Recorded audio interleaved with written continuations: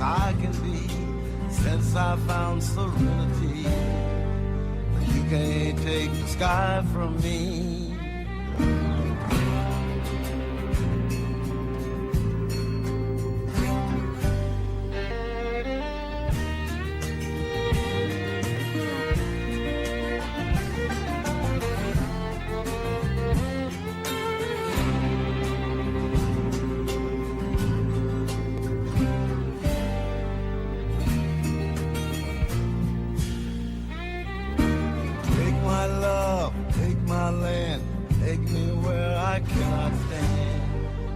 I don't care, I'm still free.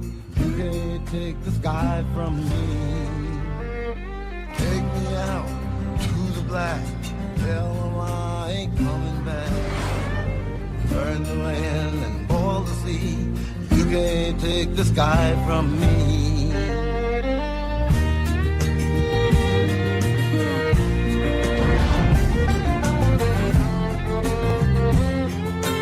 There's no place I can be since I found serenity. But you can't take the sky from me.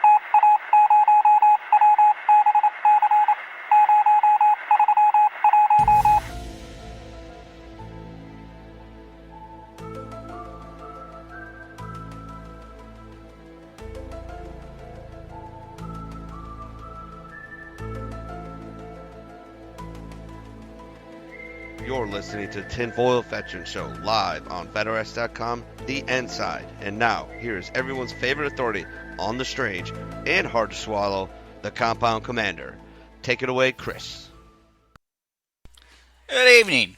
Welcome to another episode of Tinfoil Veterans. It is Sunday, January 15th. And it is day 15 for me not smoking. I know most of you probably don't care about that. It's not all that interesting. Typical evening here at the compound. Monkey and his wife, the house hooker, are here.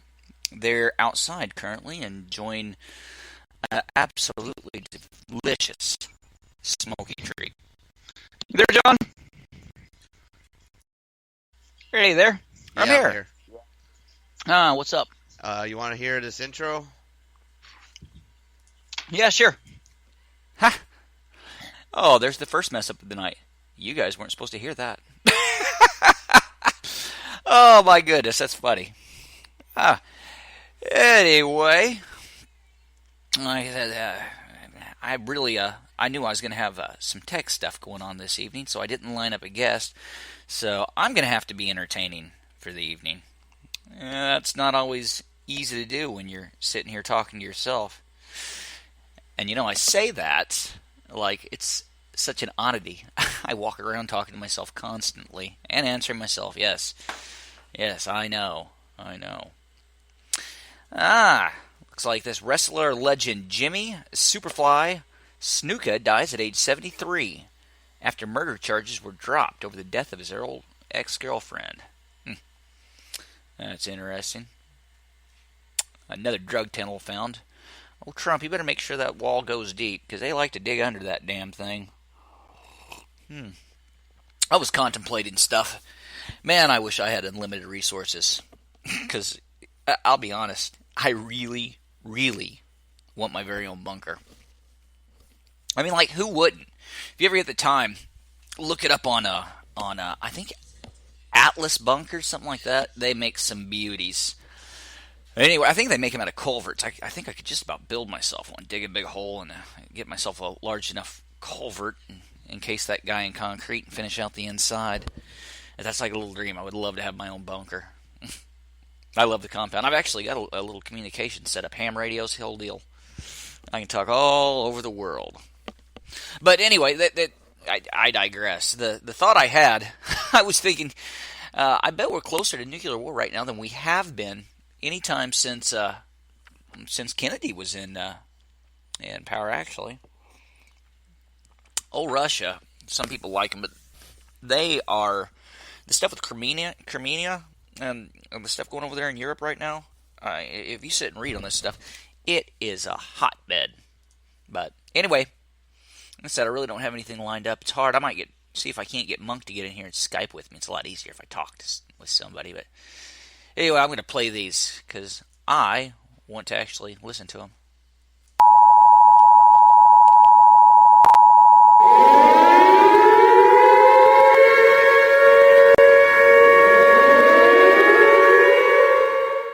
As a child of the 70s and 80s, nothing struck fear into my soul more than these two sounds. I was terrified at what would happen in the event of a nuclear bomb. Hi, Liberty's Teeth here, and welcome to the Tin Hat Ranch channel. In this series, I hope to arm you with the necessary knowledge to survive a nuclear event.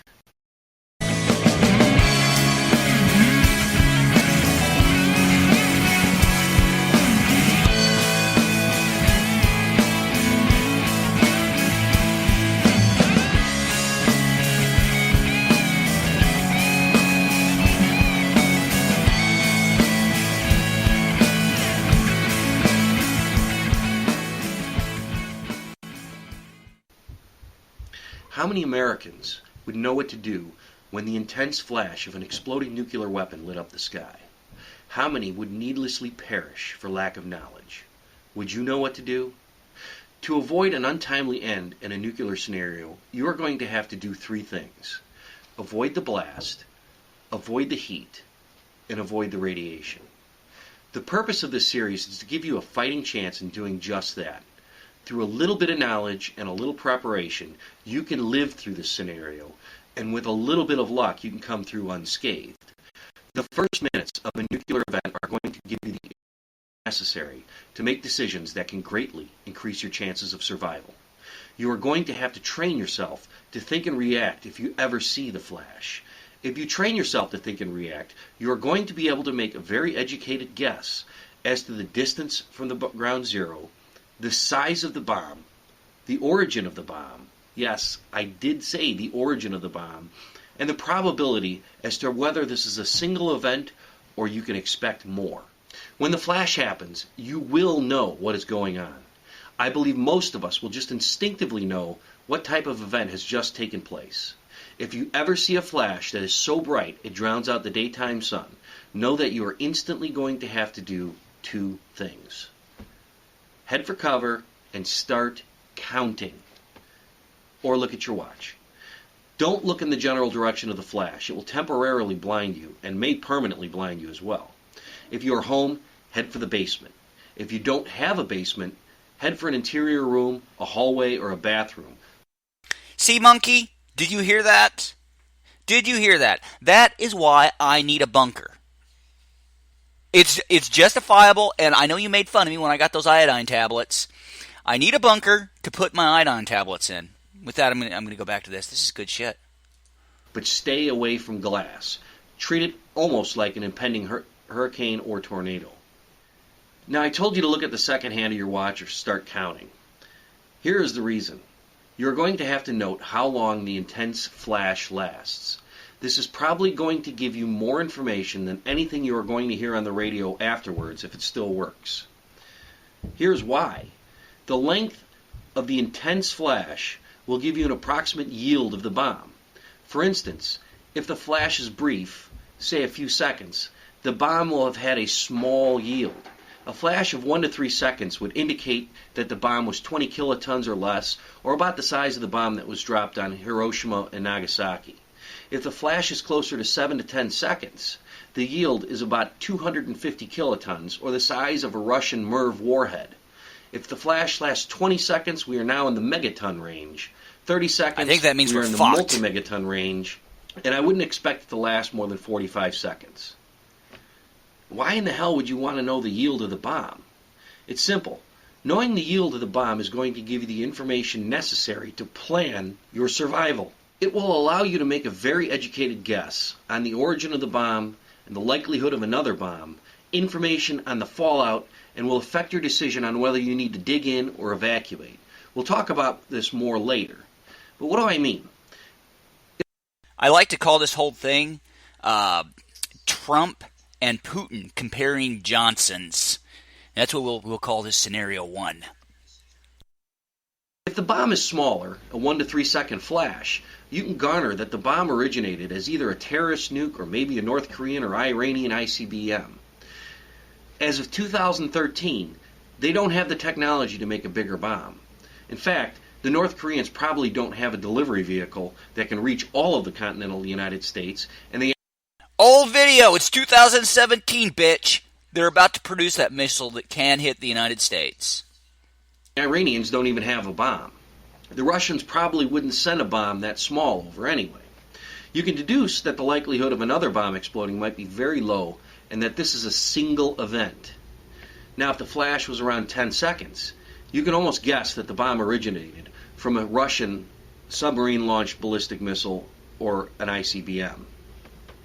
My best guess is that if you see a flash that lasts around 10 seconds, you are going to see multiple bombs exploding in your area.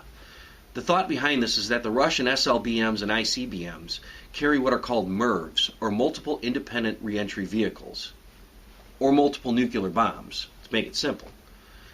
If the flash is 20 to 45 seconds, I'd suspect the Chinese, as their ICBMs carry single or MIRV warheads in the multi-megaton range. While these are at best educated guesses, they are good ones. Knowing this information... I'm just saying this has got to all be some really good information, because you guys can't see this, but this dude's wearing like camouflage and gloves and dark sunglasses, and also Kevlar, so I'm totally thinking this shit's all legit. ...will affect what you do and how you react. We'll go into much more detail in this on the Surviving Nuclear Decisions video. Also, knowing the yield of the bomb is going to help in your decision on how to react to the fallout. We'll cover this in great detail in another video, Surviving Nuclear Fallout. Obviously, a very small terrorist or North Korean nuke is going to have less of an impact than a 5-megaton Chinese bomb.